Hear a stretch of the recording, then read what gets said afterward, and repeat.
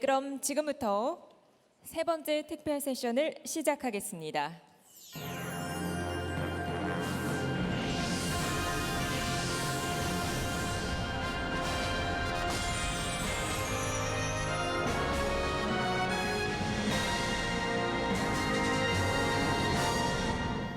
네, 이번 세션 역시 아주 흥미로운 주제로 진행이 되겠습니다. 디지털 기술 발달 그리고 스마트 학습 변화라는 주제로 진행이 되겠습니다.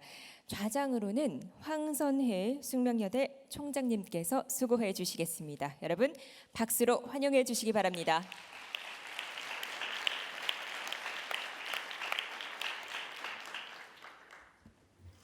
Good afternoon. My name is Sunhye Hwang, President of Sookmyung Women's University. I'm not an expert in IT area, but I want to also say that our university is beginning the School of Engineering with two departments of the ICT department and Biochemical Engineering department. Currently, we have computer science department and multimedia department. So we have been working on this area for over 30 years.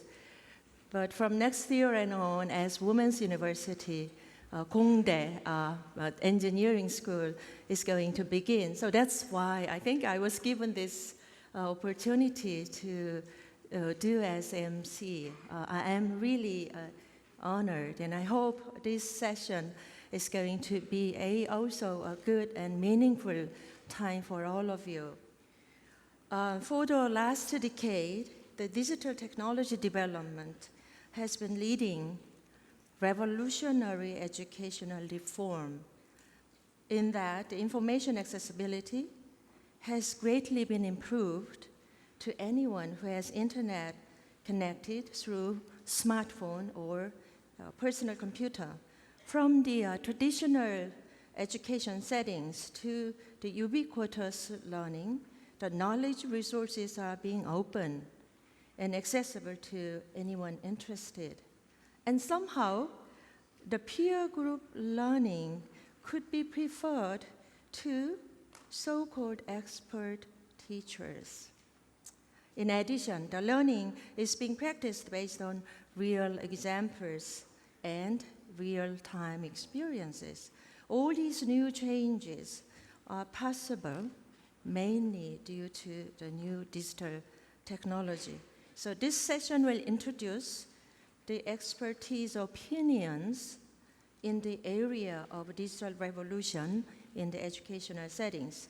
Each speaker will talk about the technological impact in ubiquitous learning, game users in education, and the wearable technologies for daily personal use.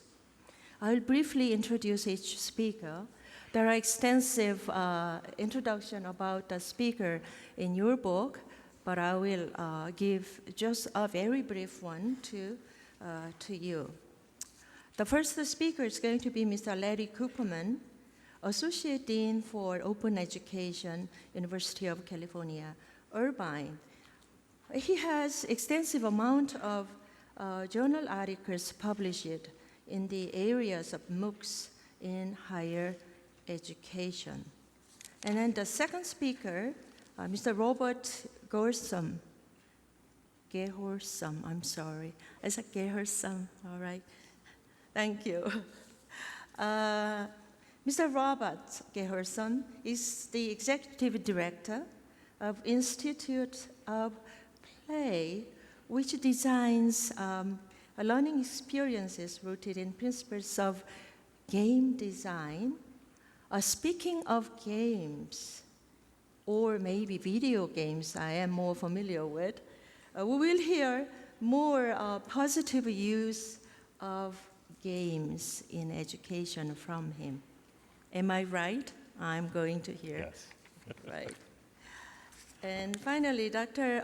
Milton Chen, Executive Director Emeritus of George Lucas Educational Foundation.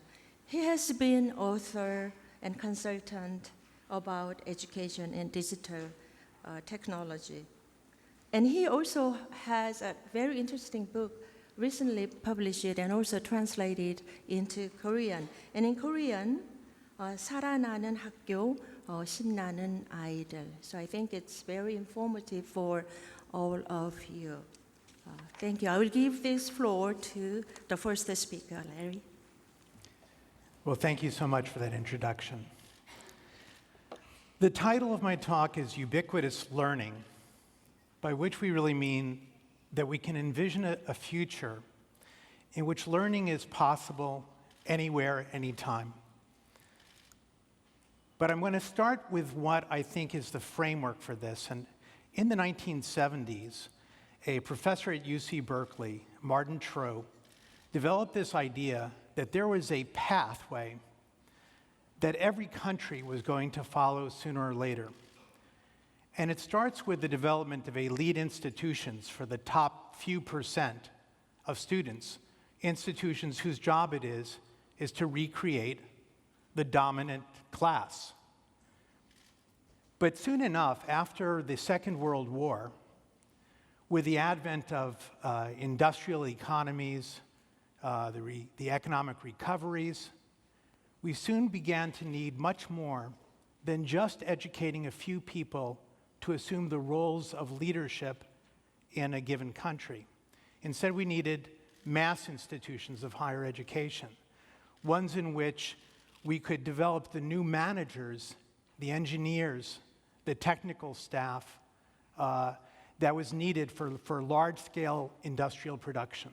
And so we saw the development of mass institutions of higher education. And he also, from the standpoint of being a professor in California, he also envisioned a transition towards universal higher education. Why California? Because he was really looking at the three-part system that we had. The University of California for the top students in the state, the California State University, a four-year institution for the top 25%, and then for everybody who wanted an education, for the first time in history, the California community colleges existed in every part of the state, and you could get in a car or a bus and get to a nearby campus and receive the first 2 years of education, after which you could transfer to one of the four-year institutions. So he was part of that process in California. He saw that happening, but he began to see that happening in country after country and made this as a central prediction that as institutions of higher education expanded, as ever-increasing numbers of families had access to send their children to a university or a college, that you would see a transformation in what a university was at the same time. That the old institutions, the old elite institutions, would give way to new purposes. So, for example, for the community colleges, the idea of educational standards was giving way to the notion that they were adding a value in any given program to that student. So in any case, this is the beginning of somebody who is seeing these developments happen well before the internet. So then I'm going to fast forward, and we go to 2000. And then president of MIT, Charles Vest, asked the faculty committee, what should the university do? Now that there's the internet, what should we do? And you can see here the normal way that a university was seen, that had a monopoly on content, that is a place where students go for experiences, and that it provides certification. So he asked the faculty, what should we do? And the faculty in 2000 answered open courseware. They made up the term, it didn't exist. But the notion was, with the internet, it cost nothing to publish university educational materials for the entire world. So as before, when we used to have print books, the cost would have been prohibitive. But with the internet, course materials could become universally available. So I'm going to fast forward again and give an example from my university. So open education, since those early days at MIT in 2000, has really taken great leaps forward. You can really say that there are publicly available materials in almost every content area that a university offers, and that the ability to reach content is now, in actual fact, something that is not only true for Asia, for North America, for Europe, but also for Africa, for Latin America. And so new projects are beginning to take shape. And so the University of California, Irvine, UCI, decided to put out publicly and freely its chemistry videos. So all of a sudden, when you download one of these videos from YouTube, you're not breaking any laws. It's not a music video. And you can actually get almost every course we offer at an undergraduate level and 3 graduate courses as well. And I'm going to go back to this in a second because we realize that just publishing videos, even though it's now extensive, it's our curriculum, it's general chemistry, organic chemistry, physical chemistry. Even though that's wonderful, it's not enough. And I want to go back to this point in a few minutes. Going back to the general issue, content is now free. And that provides the opportunity to have a content strategy for your company, for your university, for the benefit of the world, for the benefit of your employees, to have for the first time a real content strategy. And I'm going to give some examples of this. Even in, for example, corporate training, you can standardize and lower the cost of training by using high-quality, open materials that are available in areas that most businesses use, project management. I could name a number of areas. But also, corporations are beginning to take advantage of these open content pathways to offer different ways of getting certified.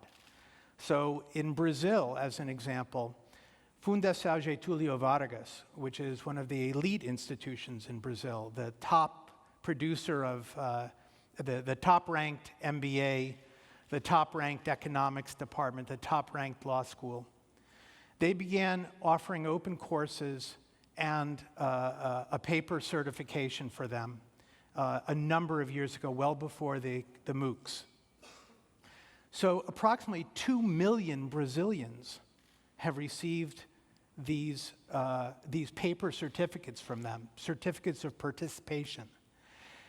And what we see already is that in Brazil, companies have begun to accept these paper certificates, even though they're not even showing what learning took place yet. It's just a paper certificate for advances in careers, for salaries, and so forth.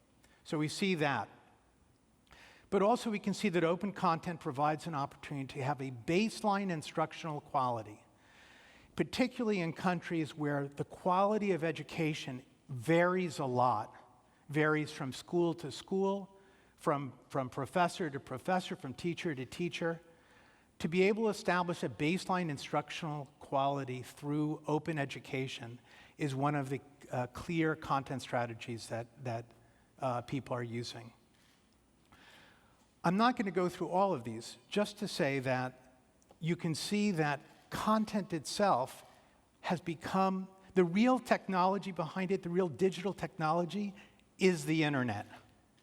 It's the internet as a form of communication. It's the internet as a means of distribution. And I think all universities are now undergoing a digital transition. So think about your universities and say outside the lecture hall, when we're in a room like this, and there's a professor on the stage, but outside of it, what are you doing? Well, you're operating in a learning management system, you're communicating with the professor via email, you're using homework software. Everything becomes digital outside of that very immediate face-to-face classroom. And so this is a big issue for all universities. In fact, as I've traveled, and I'm the past president of the Open Education Consortium, and I've had the opportunity to travel to every region of the world and discuss with hundreds of universities, everybody begins to ask the same question. Now that we have the internet, and now that we're in a digital transition, what should we do? So, of course, people are creating platforms. And the platforms have a lot of different purposes. There are platforms that include content repositories, communications vehicles. They integrate external tools. They authenticate users to make sure who's actually participating, and so forth. So on the one hand, these are important digital technologies. Platforms are also your prison. And why do I say that? It's because people invest so much that they get trapped by the platform itself.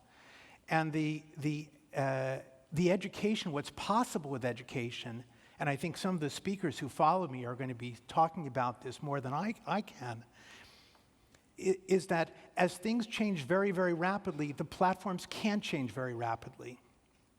Even we see this with the largest MOOC providers, that they have trouble keeping up with what they think they should be doing. They have trouble adapting their platforms. The original design decisions that went into their platforms now are things they wish they hadn't done. And so for all of us who are prisoners of these technologies, we're limited by what they permit. We, of course, have two different, as any good prisoner has, two options. We can stay in jail, or we can break out of jail. Now, with breaking out of jail isn't so simple, because maybe you get away and you find your own freedom, but maybe also you just get arrested and you go back to jail. But this is essentially what we all find ourselves in with digital technologies, is we get to this prisoner's dilemma. So the design of systems that are adaptable, that have lightweight integrations, becomes absolutely important for the future of learning. Now, there's a series of learning technologies that come out of the cognitive sciences. Adaptive learning, you may have heard the phrase. So the adaptive learning is what happens when you, what it should do if it's working well is, you remember when you fell asleep in 6th grade? Is it should go and find that point and teach it to you because you never learned it the first time. And so that's what adaptive learning does, is finds your gaps in knowledge and actually goes back and teaches you those things and builds back up, particularly for students who have poor preparation in mathematics, as well as other areas. Adaptive learning is an important tool, one of the key ones that we have. But also intelligent tutoring is becoming much more interesting. There were a series of studies that were done 20 years ago that said that effectively, intelligent tutors can never do as well as human beings. And that makes actually all of us feel good. But the problem with it is actually it's no longer really true, that it was both the difficulties in the intelligent tutoring products as well as the fact that they're so much more sophisticated now that a good intelligent tutoring product can do as well as a good tutor. But that's actually very good, because it means something about scaling learning. One of my colleagues at Carnegie Mellon, Norman Beer, the director of the Simon Initiative there, they're releasing a series of tools, and they're releasing them as open source. But he did a study of his platform and found that it was 6 times more effective than MOOCs. And they use adaptive learning, they use intelligent tutoring. But what they've done is they have an open learning initiative, and they've used all the data from all the students that are taking these courses, and they make it freely available to anybody to constantly improve the courses and constantly improve the services provided to the learner. And this notion that kind of approach, what he said is, he said about the MOOCs, he said they're scaling teaching. We should be scaling learning. And that's a different focus. So also, of course, we have now dashboard technologies that give feedback to students, that understand when they're in danger of dropping out, failing a subject, offer supplemental assistance. And we have a whole area now called learning sciences, which is the intersection of cognitive sciences and learning technologies. So, pedagogy. If you look at the MOOCs, and how many of you have taken a MOOC? Raise your hand if you've taken a MOOC. There's a lot of hands going up. Great. So they've done something very good, which is the frequent quizzing effect that they have in MOOCs actually is proven to be very effective in terms of reinforcing learning. But if you look at this slide, you'll see that you have the video, then you stop and you take a quiz. You have a video, then you stop, you take a quiz, and so forth. It goes like that. It's not actually the best pedagogy in the world, even though they've incorporated frequent quizzing as a mechanism.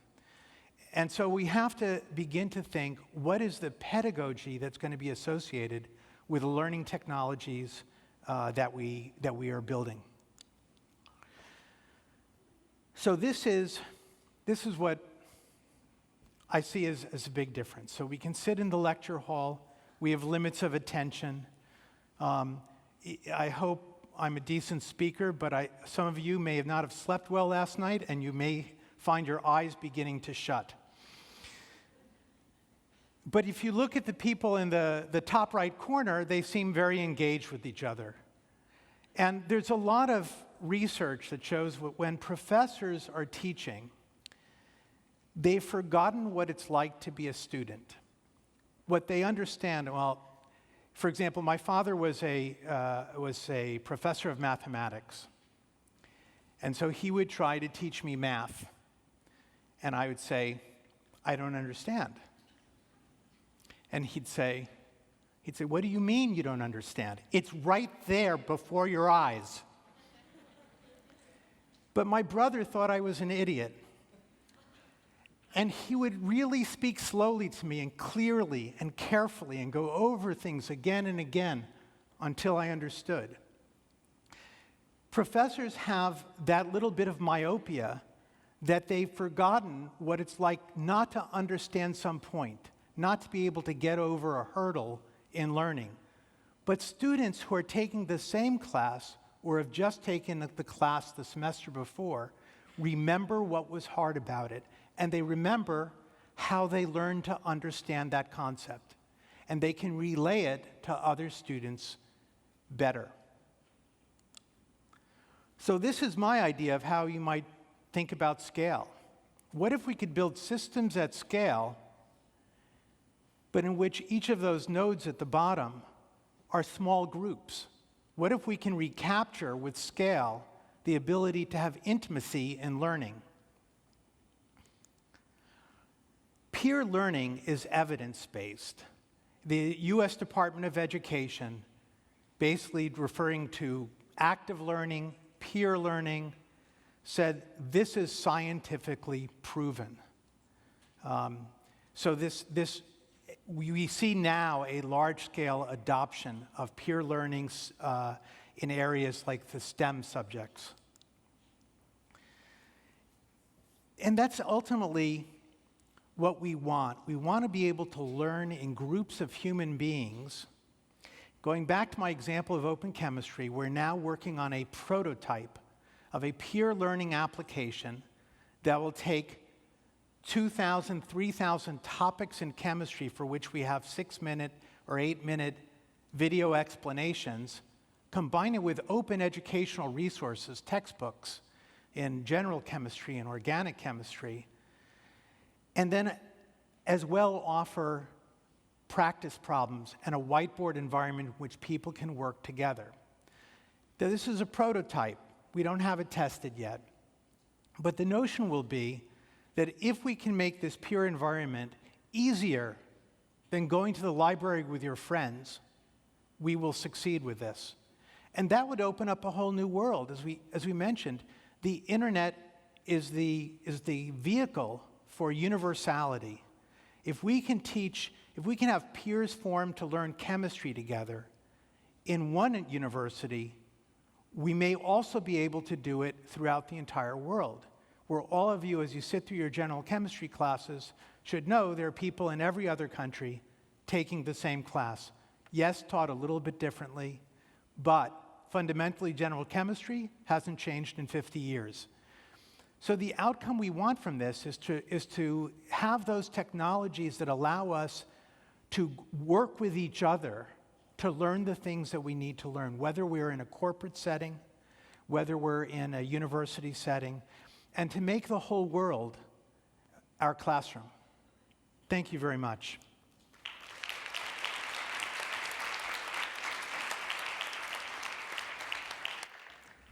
Thank you for the presentation. We'll just go ahead with the next speaker. Well, thank you. It's a pleasure to be here, and I realize it's now a half hour later. You're probably a half hour more tired. So part of my task here is to keep you engaged, and engagement, in fact, is one of the key terms that we've heard through the day in various ways as being critical prerequisite, really, to the other important theme, which is lifelong learning. So with that as a context, I want to talk a little bit about my experience and the experience of the organization I was until recently associated with Institute of Play. And so my speech here is called Rise of the Gamers. It's about really the rise of digital youth culture, which is heavily involved with games, and what we really can learn from games, as well as from digital media, in how we might craft learning in the future. So I'll start actually with a story about myself and how I got involved with this. I was working in book publishing in 1983, and we got an early PC, and we got some software for that PC, including a flight simulator. This is what graphics looked like in 1983. That actually is the runway at JFK. And I started fiddling around with it, just playing around with it, and weeks went by and months went by, and pretty soon I was able to fly all around New York and up to Massachusetts. And one day, my uncle, who's a small private pilot, mentioned to me that he was going flying one afternoon, and did I just want to come along as a passenger? And I said, sure. So I went out in the airport, and I got in the plane, and I suddenly realized that this instrument panel was the same one that was on his plane. So I told him that, and he said, fine, you fly us to Connecticut. So I did. Imagine my surprise. I had no idea I was actually learning how to fly a real plane, to understand the instrumentation, the systems that were involved, the complexity. And yet I had taken no courses. Well, this got me thinking, or more than thinking, really feeling this was something new. And I really decided at that point to change my career and get more involved with games. Not just from an entertainment perspective, but from this sort of personal development learning perspective. And I went to an early online startup, this is before the commercial internet, in the United States called Pedagogy, well-funded by large corporate backers, IBM, Sears, and CBS, the media company. And I was in charge of games. I felt like a kid in a candy shop until my parents, the bosses, said I really couldn't do the things I wanted to do. They didn't understand it very much. And I had to think, how am I going to do what I want to do? Games are the most popular activity in the consumer market in software. We need to do something there. And so I thought, my management understands business. I'll do a business game. And so I licensed a simulation from the University of Pennsylvania's Wharton School of Business that they used to train their MBAs, and I built a multiplayer business simulator in 1988, which allowed anyone for free to go on and become CEO of a company in one of 5 different industries and compete against 5 other people. So there'd be thousands and thousands of parallel games. I knew nothing about balance sheets and all of these things. I had been a book editor, then I was interested in game design, and one day the CEO of Prodigy came down, he wanted to play, and so I said, okay, I'll play against you, and I beat him. So there were only several conclusions you could draw from this. One was he really wasn't very good at business, which was not the case. The other was that the simulation wasn't good, but that wasn't the case because this was training the top MBAs in the United States. So the conclusion I came to was I had actually learned something by playing a game without realizing it. So this is a narrative, it's a little bit of a textbook here. Let's review chapters 1 and 2. What did I learn that got me started in this and that will now lead on a larger path? One is, what games represent is not about the content, it's really about the experience and the learning that happens around that. And really key is being able to control the pace of your own learning, the paths that you go through with it, and where you do it. And in the 1980s, of course, it was a desktop, and now it could be anywhere, anywhere in the world at any time. The other piece has to do with motivation. No one does anything on their own time unless they want to. And there's something about the nature of how games are structured as creative works that creates motivation and creates engagement. Oftentimes, people say, oh, games, they're frivolous, they're fun, but they're actually hard.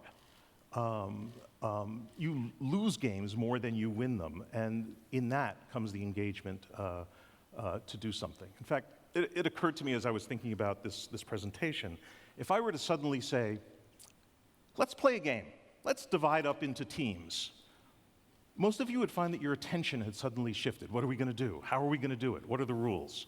And that's what games do. They provide a structure that is very powerful and gets you ready for problem solving. That, of course, leads to what Larry was actually talking about, was the power of learning by doing. Games are, in a sense, forms of simulations. Unlike most simulations which deal with simulating physical systems, games really emulate human systems, interactions with the real world, or fantastical imaginary worlds. And in doing all of that, it leads to self-reflection, the kind of thing that really got me to say, I can fly a plane. I can run an imaginary business. So all of that, when done well, leads to sort of a sense of confidence, of empowerment by the player, the student, the user, whatever you'd want to call that, an optimism about what they're capable of accomplishing, and in the really best sense, sort of a sense of wonder. And I'd just like to say, who wouldn't want that in our educational institutions going forward? And so that's why I think there is something to learn from the best creative efforts in the world of games. So in the 80s, of course, there really wasn't much connectivity. But when you think about play and games and playfulness, it's always social. Many of our happiest memories are playing games as a child with family or with friends. And it was really the internet that allowed that sort of primal element of play to be restored. Perhaps in unusual aesthetics. And so this is World of Warcraft, what's called a massively multiplayer online game, a term which is actually the direct contributor to the terminology around MOOCs. And what you see here is a group of people among at one point, 15 million people playing World of Warcraft around the world.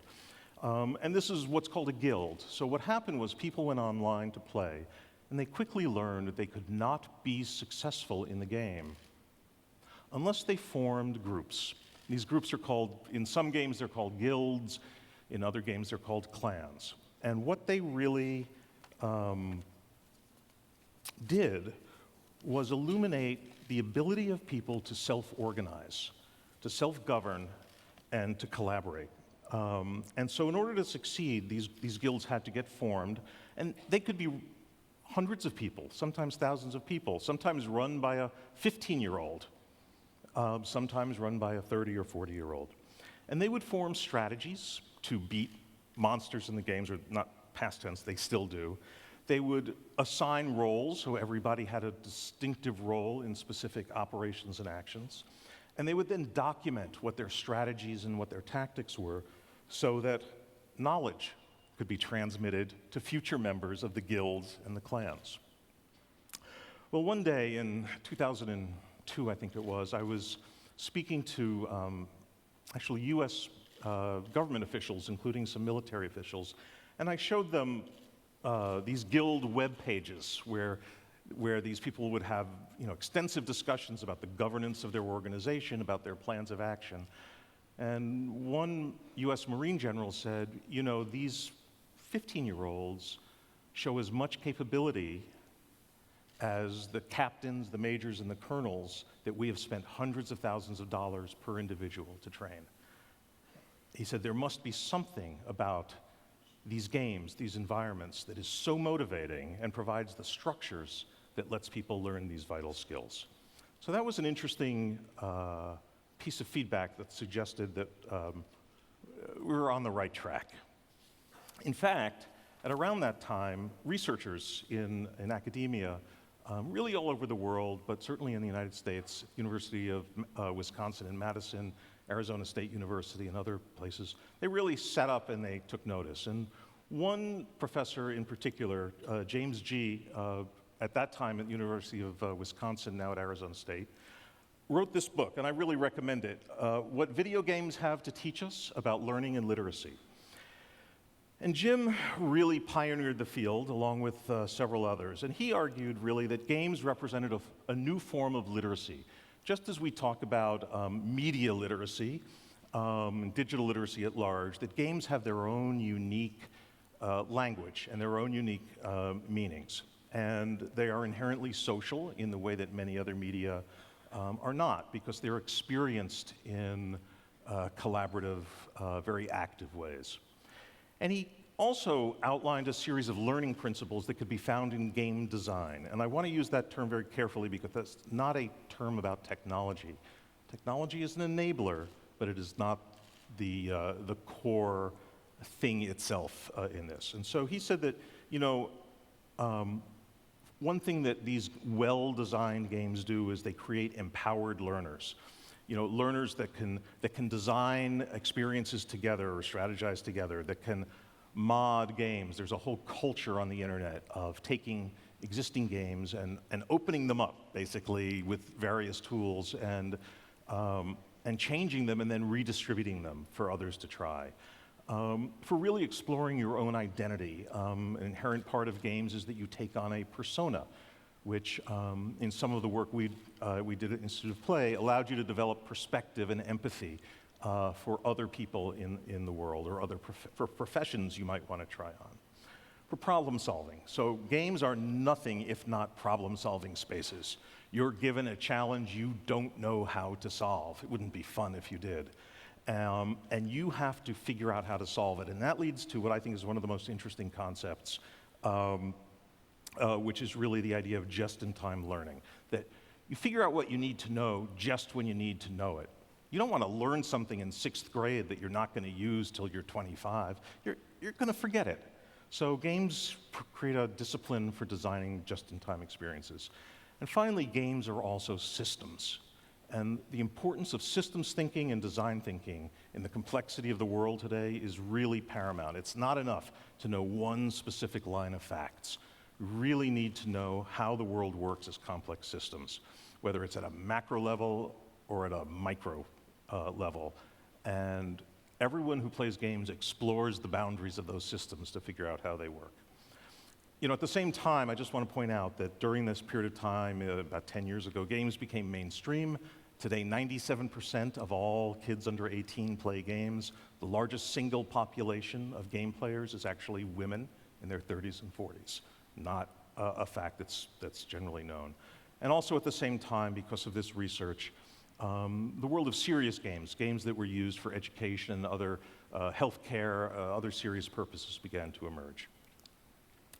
All of that, in turn, led to an interesting initiative in the United States called the Digital Media and Learning Initiative, funded by a foundation, the MacArthur Foundation. And that led to the rise of a number of organizations that really dealt with the learning potential of games and related digital media. And I'm just putting up some of these names here.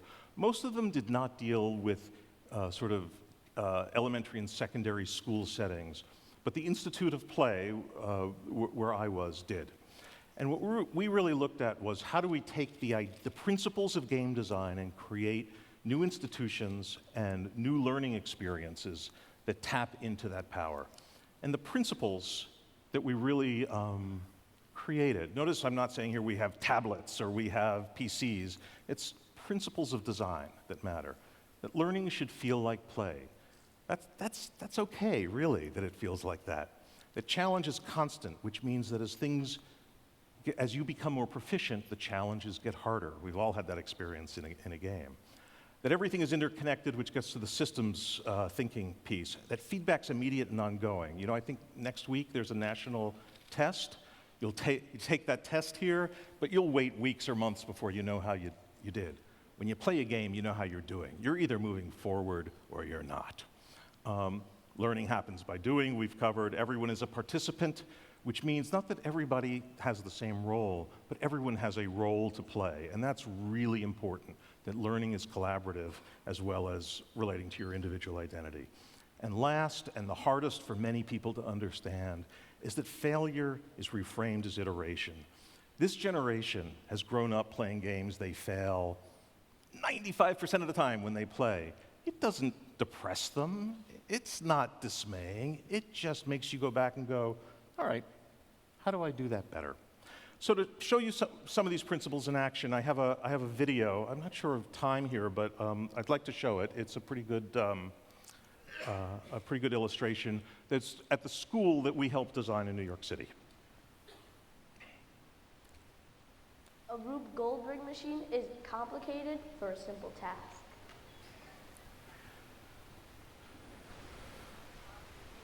Boss level is a week where we work with our home base to complete a project by the end of the week, and we also don't have homework or any other of our usual classes.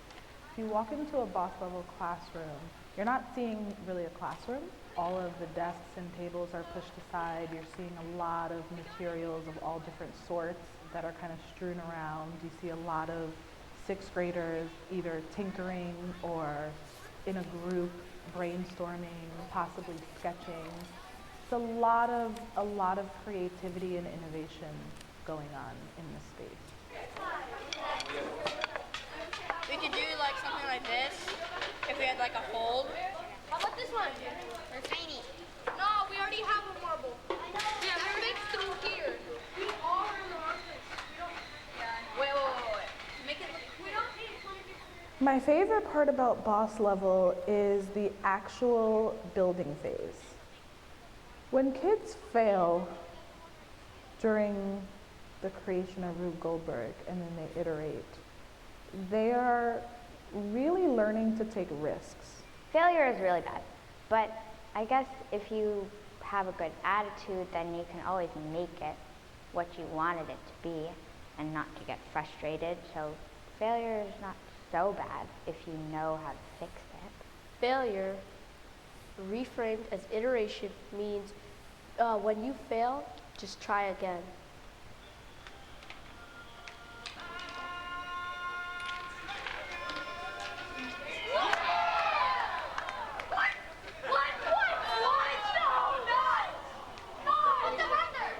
Students really take a lot of ownership for the machines that they create. Their advisor is in the room, but their advisor really is not helping to do any of the building or even creating. They're really just there as an adult to help facilitate and to make sure that things are going smoothly and safely.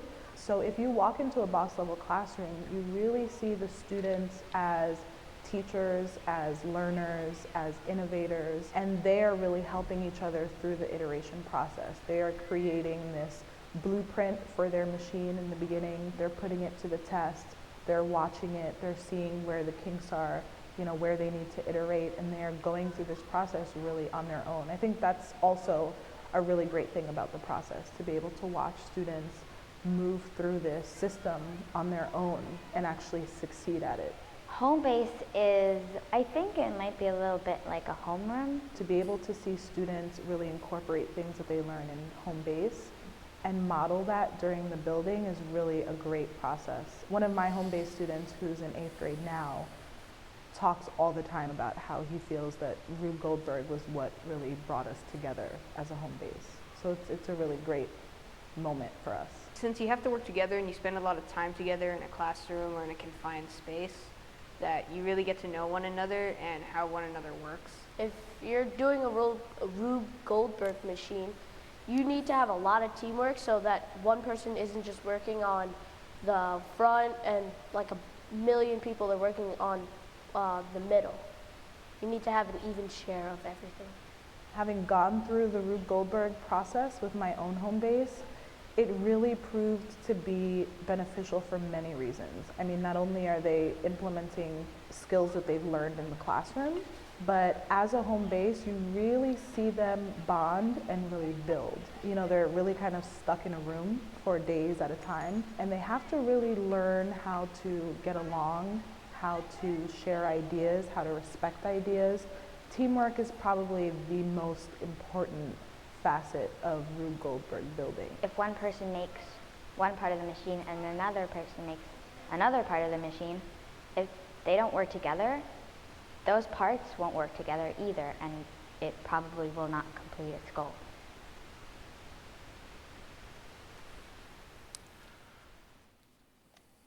Great. So, what did we actually just watch? Those kids were assigned a lesson in physics to learn how to make simple machines, pulleys, levers, inclined planes. But what they really learned were a whole set of life skills as 11 and 12-year-olds that you don't often see. So in 1 week, they had to form teams and assign roles. They had to come up with an idea for a room-sized machine. They had to design that machine. They had to find the materials and fabricate it. They had to test it. They had to rehearse their presentation to a group of outside adult judges, and then they had to be assessed in 1 week. It's really a remarkable thing. I don't think most organizations can actually accomplish that, and these are 12-year-olds. So all of that comes from those principles of game-like learning that we talked about, and I suppose a valid question is, how is it working? Which happens to be this slide. So there's been some research done on the pedagogical approach here. And I'll just tell you very quickly, the early results show that these kids, when you measure what are called the 21st century skills, strategic thinking, planning and organizing, communicating, they do twice as well in 1 year as an average American college student does in 4. Now the research is early, but it's very promising. And what we're able to also show is that it's really directly connected to this game-like model of learning that's been developed. So to go back to a familiar theme from today, all the content in the world fits in your pocket, at amazing rates. And so the delivery of quantities of content is not what is meaningful in education. It's what we do with it and why we seek it out. I also believe that despite, the very important conversation around STEM and around test scores, employers and universities actually are looking for something different. And a survey last year, or the year before, by the National Association of Colleges and Employers in the US revealed these are the 5 things that really they're looking for. People who can plan, prioritize, and organize, who can work in teams, who can communicate effectively, who can make decisions and problem solve, who can obtain and process information.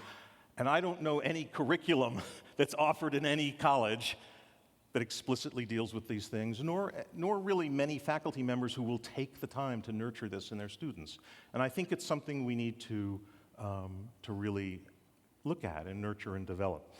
And these were things that we've discovered over the years are things that well-designed games or experiences that are like games do very well. So just suggesting a way forward here. About technology, by the way, this mass delivery and assessment of content retention is not how you build lifelong learners. It has to really be experiential. We don't want to make the mistake of creating technologies that create greater efficiencies for the things we didn't want to do in the first place. This slide, actually, this image, is from 100 years ago, imagining universities in the year 2000. So the question really is, I think there's so much to learn from watching how kids engage with digital media, and particularly with games. It's not us worrying how are they going to learn, but really let's watch how they're learning today in all kinds of different contexts and play along with that. So thank you very much.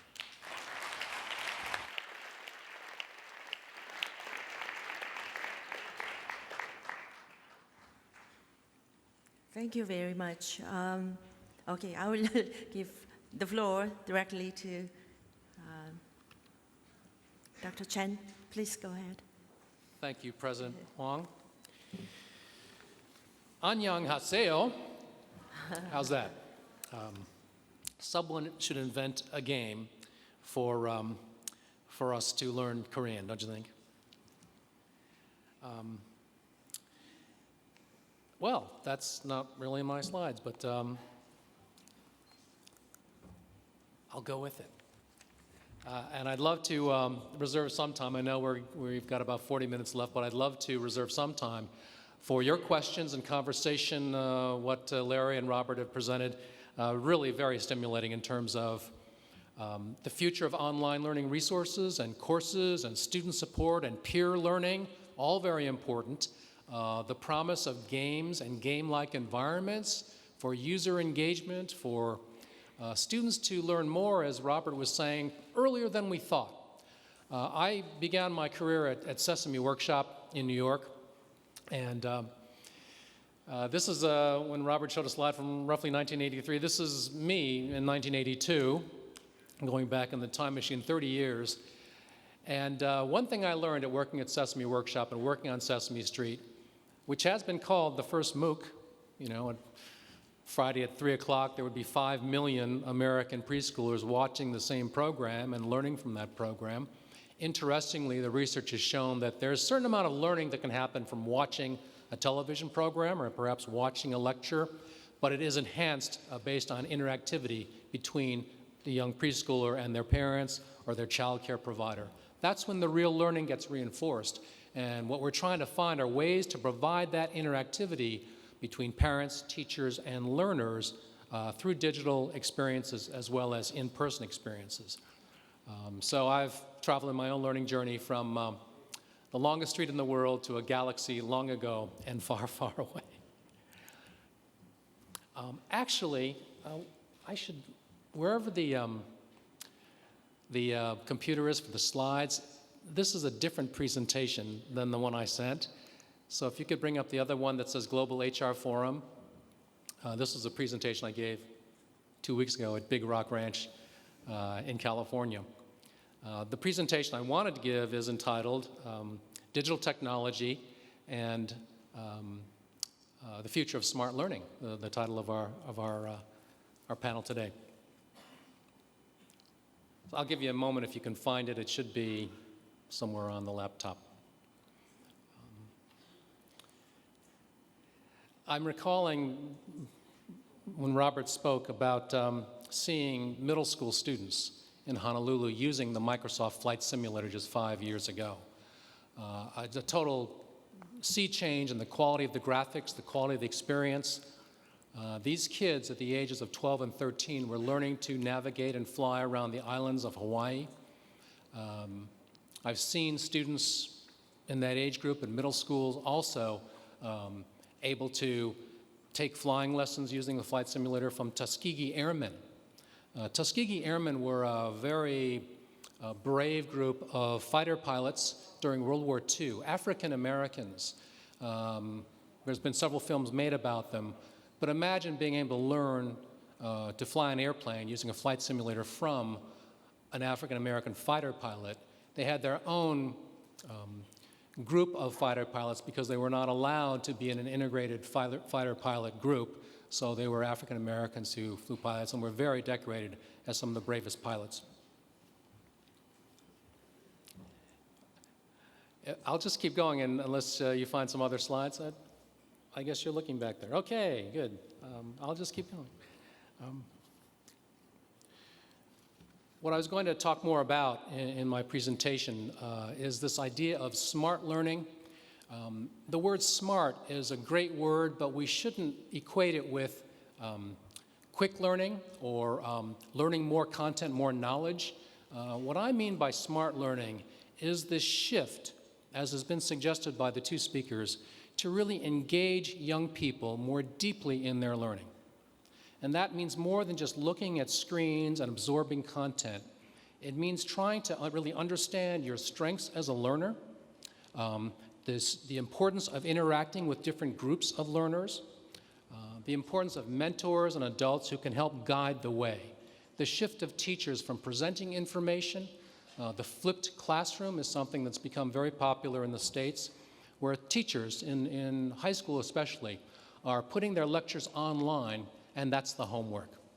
So instead of coming to class and having the teacher talk to you for 45 minutes, you watch the teacher talk in a lecture as homework, and then you come and ask questions. There's been some very interesting research about the importance of interrupting the lecture, to have students share their understanding, their misunderstanding, what they know and what they don't understand, and through peer learning, they're able to progress much faster. So my plea to you today is to consider ways in which the learning can become much more engaging, much more personalized. Perhaps we need to think about not just learning anytime, any place, but what about learning any path, any pace? That's what technology can now provide. Again, Robert's example of being interested in using a flight simulator, being interested in flight navigation, that's usually not part of the high school curriculum. Imagine if a student was interested in that today. You could find ways to bring that into the curriculum for a student had that interest and have them experience that through digital technology and through the simulation of a flight simulator. George Lucas himself was someone who did not do well in school. He started our foundation, the George Lucas Educational Foundation, to really help the millions of students out there who are sitting in the back of class, not very engaged, probably getting a C and maybe a D. That was Mr. Lucas in high school. If you had asked him, George, imagine, it's kind of an interesting thought. Imagine you've got George Lucas sitting in the back of your high school classroom and you're the teacher. You know who he is today in his career, but imagine that you had a student like that who wasn't raising his hand, not participating much, getting a C or a D. If you had asked him, George, it's almost time to graduate high school, and what do you want to do? What are you interested in? He would have said, I'm interested in cars, and I'm interested in photography.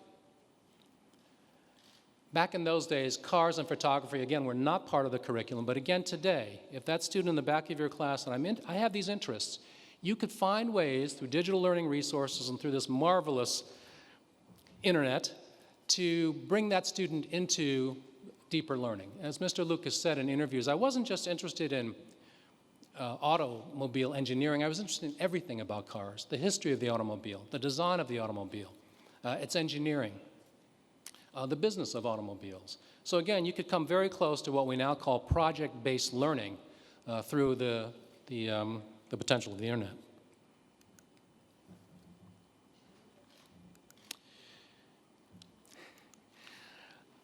Looking one eye on the clock, I won't say much about my own personal journey aside from the fact that my parents came from China to the United States. After the Communist Revolution in '49, they could not go home again. So I was very fortunate to be raised in the United States, to get a good education, to have a great career. But in this last decade of my own career, I'm trying to do more to encourage more U.S.-Asia understanding. I do believe that as Asia goes in the future, it will have a tremendous impact on the entire world. The U.S. and Asia need to become better partners in this. I'm glad that we have a number of Americans represented at this conference. We need to work more closely together.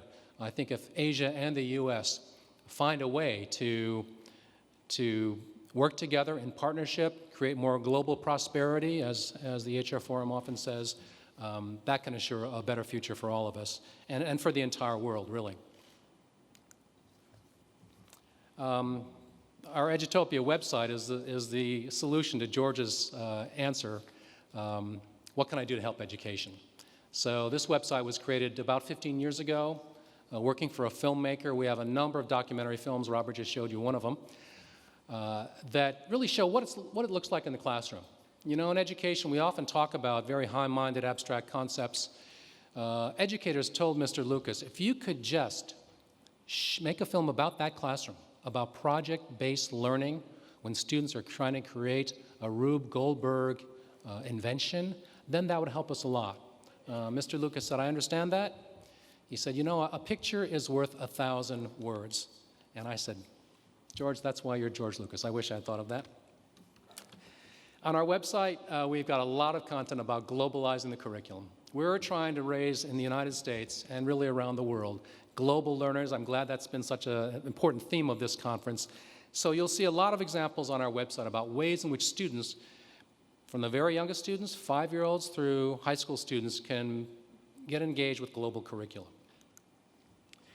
I wrote a book based on our work. It's translated in Korean, as President Hwang said.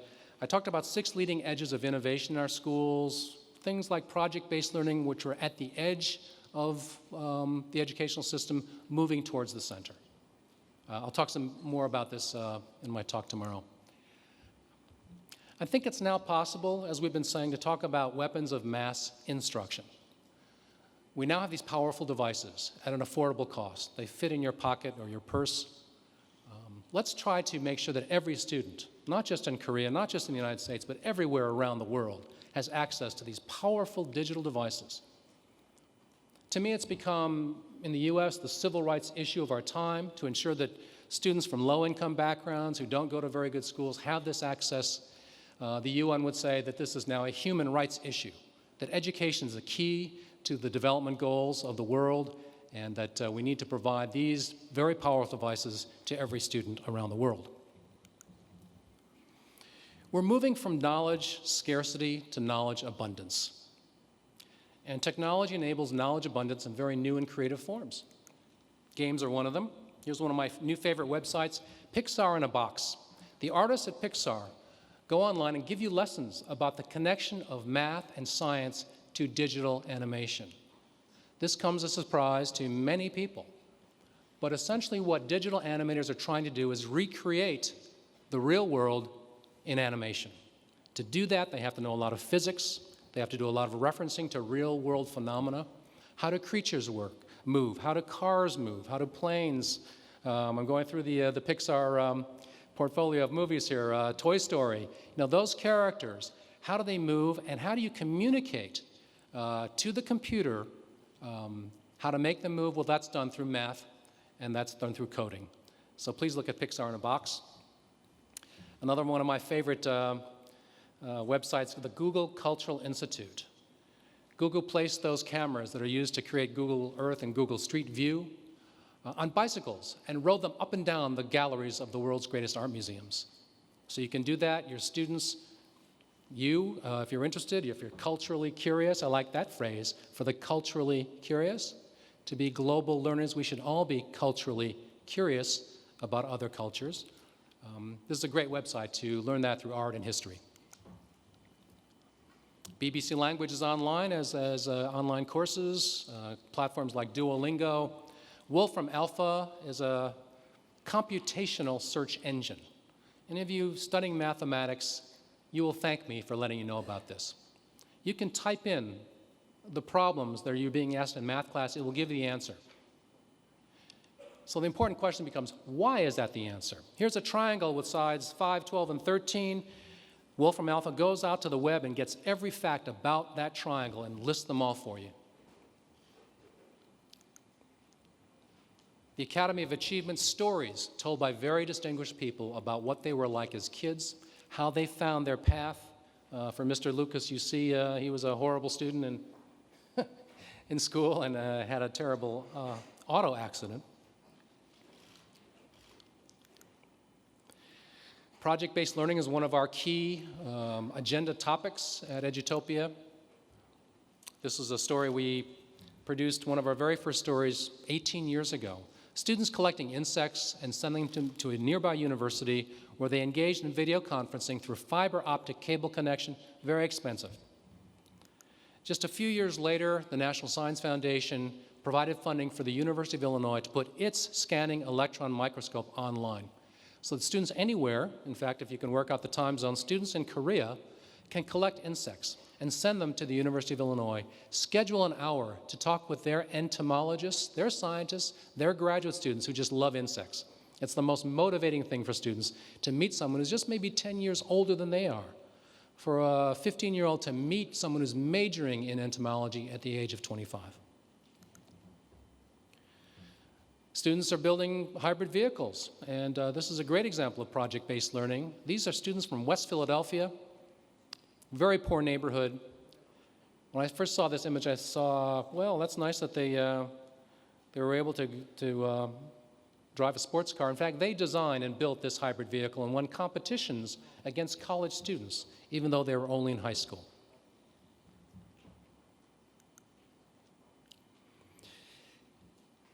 This is Quinn. He's 13 years old. Quinn was born in the right family because he went to the Maker Faire. The first Maker Faire was held just 10 years ago. So you can trace back this whole maker movement. Everyone around the world, including young people, learning coding, programming, designing products. And here you see Quinn, who's designed and 3D printed a smartphone case with his name on the back. So this brings together a lot of digital technology. He's going online and learning about smartphone cases. He's also learning about design. He's interacting with others at the age of 13. Again, making the point that kids can do things now earlier than we thought. And there's something very special about this middle school age, 12 to 14-year-olds, and what they can now do. So what I'd like to do in just 3 or 4 minutes is show you a short film about Quinn. My name is Quinn, and I live on the central coast of California. I really like to do embedded electronics, soldering, hacking, 3D printing, and laser cutting. It's really cool seeing your project come to life.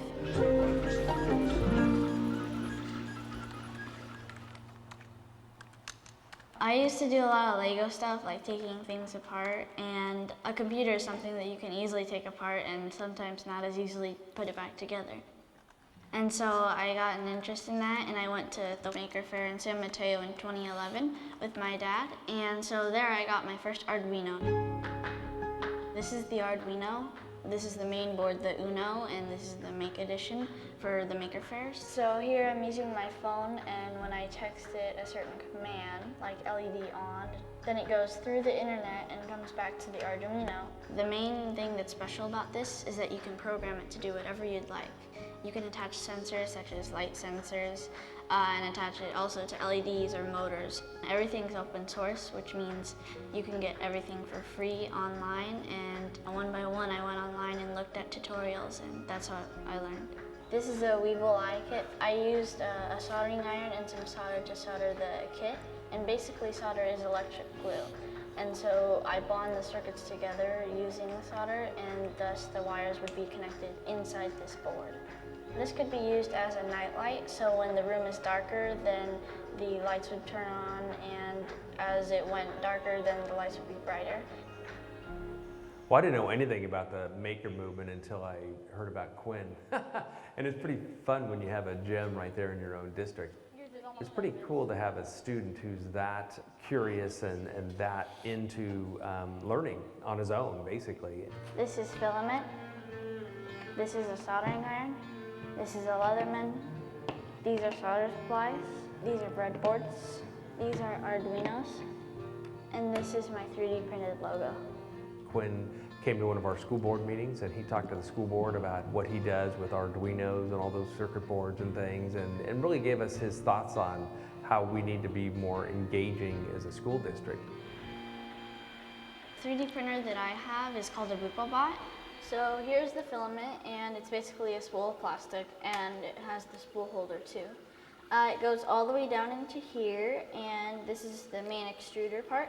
And so basically it melts it, and it spits it out in the nozzle. This axis is the x-axis, so it moves side to side. This is the y, and right here are the z-axis, and so these move up and down. First, you take your 3D model from tinkercad.com and download it into your host program. Then you slice it using the program called Slicer, and this basically turns the 3D model code into 3D printer code. And so the 3D printer code is basically a set of X, Y, and Z coordinates that my computer tells the 3D printer to do. Layer by layer, it prints a 3D object with filament. The power, I think, of the maker movement is they're Great. really So I think in the focused interest on of time, building we'll keep moving something that along. they think We'll is just cool. go back to finishing They're the not, slides. Here's a math problem. You need to learn to know. Here's a Thank you. There's an interesting movement when we talk about digital technology called the quantified self. These new little digital devices are going to be able to measure all sorts of things about ourselves. How many of you have used a pedometer or wearing a Fitbit to track the number of steps?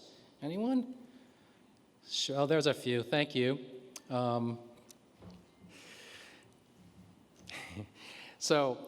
This movement called the quantified self. It's a great website. Please check it out. We'll be giving off data about all sorts of things, heart rate, physical things, movement, but we can now use that as a curriculum for students. I'll show you one example of with very young kids about this tracking of language heard by 3-year-olds. This is a National Public Radio report about the 30 million word gap. The achievement gap, if you want to talk about it in those terms, develops very young. And in the United States, everything we do in schools is a chance to try to narrow that gap, because by the age of 3, some children have heard 30 million more words than others. Not just the number of words, but the kinds of words, and the positive comments versus the negative criticisms. Very interesting research done, as it says here, in the early 1990s. So that's kind of interesting to know, but how would we begin to close that gap? This is a little device that records language. It sits in the pocket, as you see there, of the overalls, a vest that a young 3-year-old, 2- and 3-year-old wears. It records the language they hear all day, and then those words can be analyzed, and messages can be sent to parents when they come home from work saying, here's the number of words your child heard. Talk to your children tonight. Read a book to them. Don't just put them in front of their iPad or the television. So this is a new use of digital technology for learning. Here's the Quantified Self website. This is data of a young father. On the left-hand side, you see his sleeping before he had a newborn child, and on the right-hand side, you see his sleep patterns after he had a newborn child. You see that he's sleeping less. His deep sleep was getting shorter, and he's going to sleep later because he had a young child, and also sleeping less. Victor Lee in Utah has done a study giving students pedometers and quantifying their recess activity. In this slide, you see 4 students, and the different colors represent Monday, Tuesday, Wednesday, Thursday, Friday at a 20-minute recess. You see Phoebe, Micah, Erica, and you see how over the course of the week, their amount of physical activity increased. They were able to look at their own data about their physical movement, analyze it, and come up with ways to increase their average amount of activity. So what better way to learn data analysis than analyzing your own data? Perhaps this is leading towards a more technology-enabled, self-directed style of learning. At the Institute for the Future in Palo Alto, they talk about moving from educational institutions to learning flows. That as learners, lifelong learners, we're beginning to assemble experiences that take us through our life that are more like flows rather than just distinct periods of time spent in school or university. They've got a nice map of the future of learning, which you can check out at the Institute for the Future. We did a project called Extreme Learners. Please check out this website and hear testimonials from people who just love to learn. They're self-directing their own learning. They're using digital tools. They're also finding mentors and teachers online as well as in person.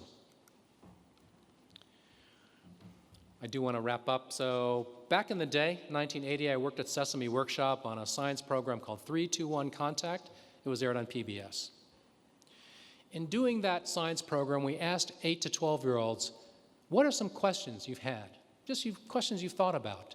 Perhaps you've had a chance to investigate them, perhaps not.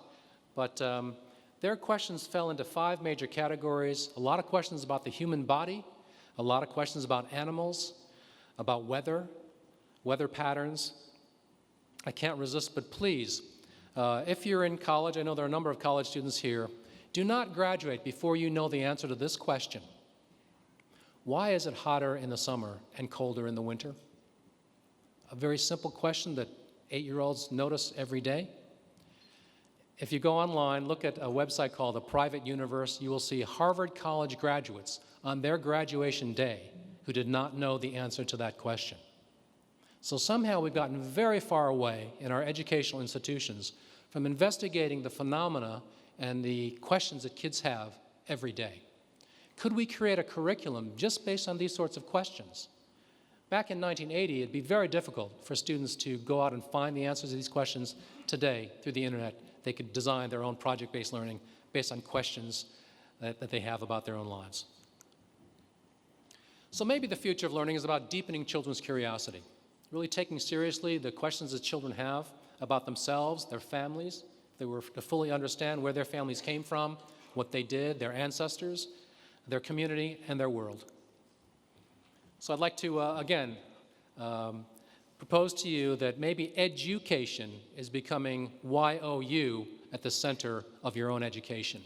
That we need to tell learners around the world, especially young students, that they're now in charge of their learning, that they can be at the center of their own learning. So thank you very much.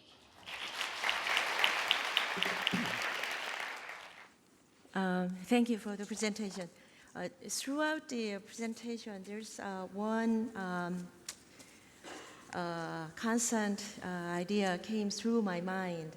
That was the one of among these with all these 3 presentations, the one of the powerful points is to reiterate the processes of learning. In other words, through ubiquitous or open learning or game theory or the ones that you presented, it does give the precise processes for the children or for any youngsters or any laymen to follow the processes, the steps for the learning, so that when you do your project-based learning, they can take their own control, for instance. And when you are getting into games, for example, then the engagement can get in only if you know how to proceed all these games. So it's very human-based learning, although it is quite technology-based, and yet it's very human-touched. So it really reminded me of how powerful it is going to be if it is to be used for the effective education. As you can imagine, questions. There is a Robert. There's a question. Many children are learning through games. And they understand, I mean, she understands, many students are learning through games. But when you do games, students or children are engaged in winning the games more. In other words, you pay attention to the result of the games. In other words, you want to win the game. So it is very hard for the children to be aware that it is one of the learning processes. In other words, for you to learn, you have to know all these steps in between. But it is hard for the children to really go through all these steps. In this sense, what are you going to do with these games for it to be more effective if you use games for learning?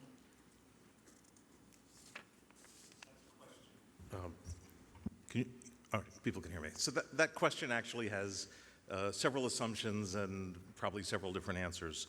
One is I tried to convey in my talk that we shouldn't treat games just as a new form of electronic interactive textbook. They certainly can be used to teach. They can be used actually to assess learning.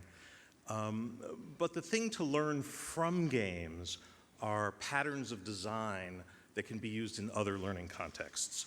So like any medium, like any specific material, they can be used poorly.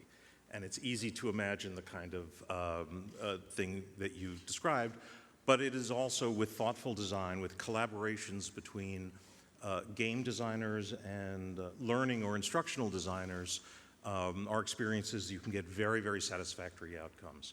In addition, we have begun to teach teachers how to design games for classrooms, not necessarily digital, so that's not the only way to do it. The other thing is, I just wanted to say is, sometimes the learning happens without realizing it. And that's in some ways like the way that I learned how to fly a plane without realizing I had done that. And that turns out to be one of the most satisfying discoveries. So I don't worry so much about the lack of explicit process.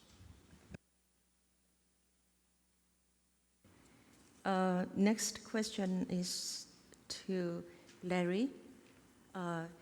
You said open source that make peer learning possible but then when the peer didn't have correct information, then that could lead to wrong answers.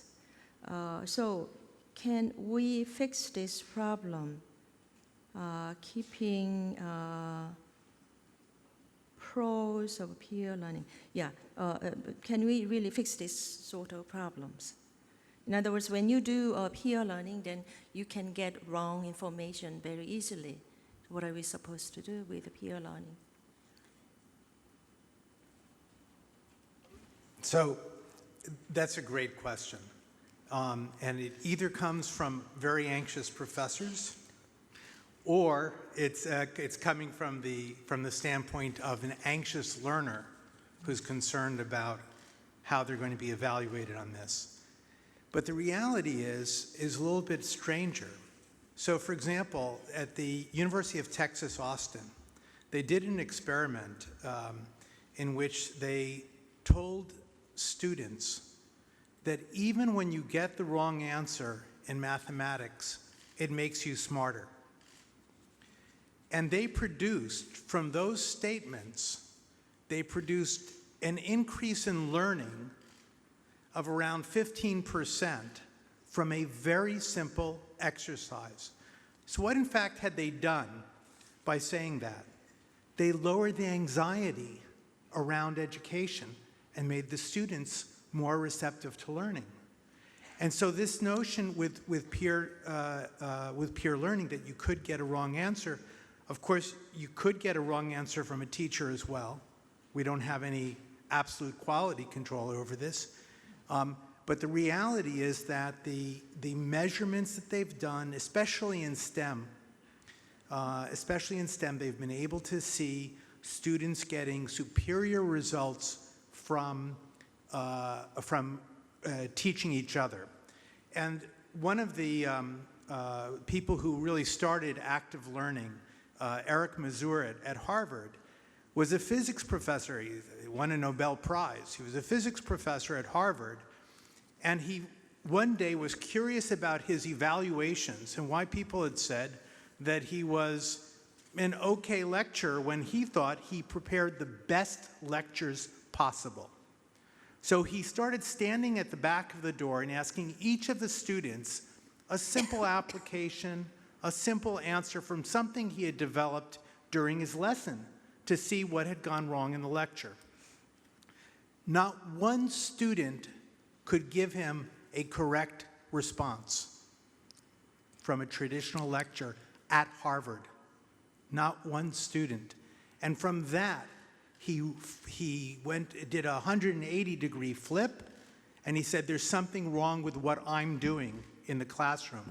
And then he turned it into an active learning environment, peer-centered, in which the students would come up with responses together and then bring those back to the class. And most of the instruction being done was being done student to student in the class. And he began to get much better results. And that started a reform wave towards active learning. So I don't get nervous about wrong answers in peer environments.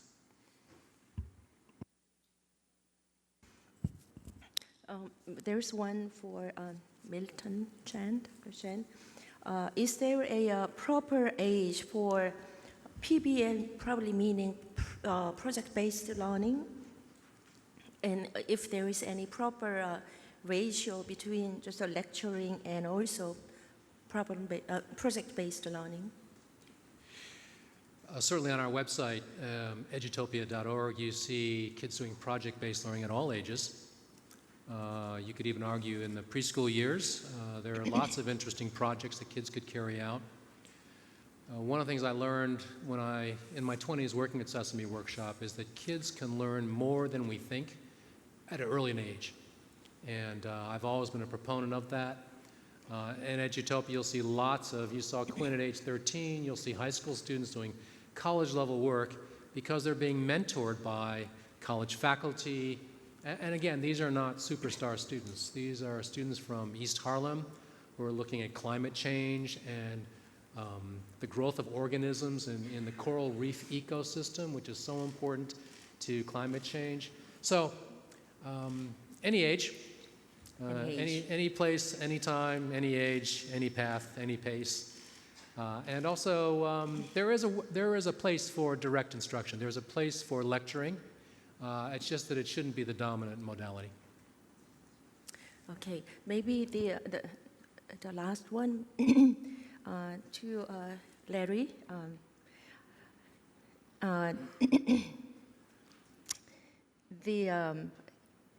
Using games for education or for learning is very interesting, but then there are many problems for using games or maybe addiction type, quite negative effect of using games. What do you think of the problems related to the games? Oh, is that Robert? Yeah.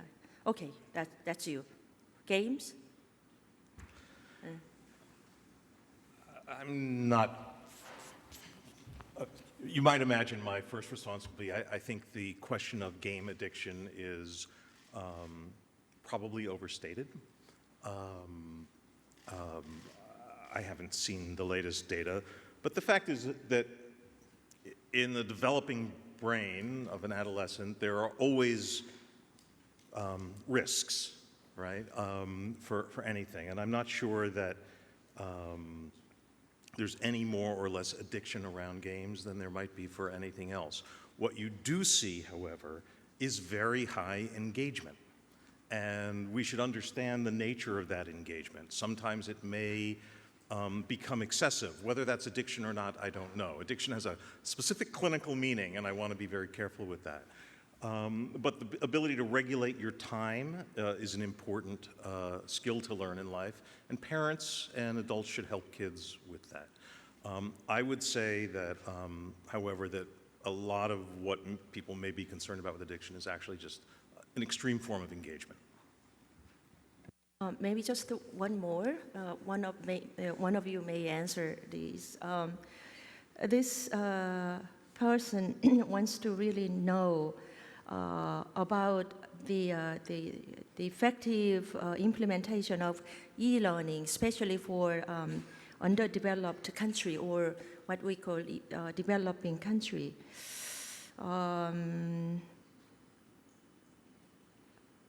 if there isn't any proper infrastructure for e-learning, what do you think you can do about that?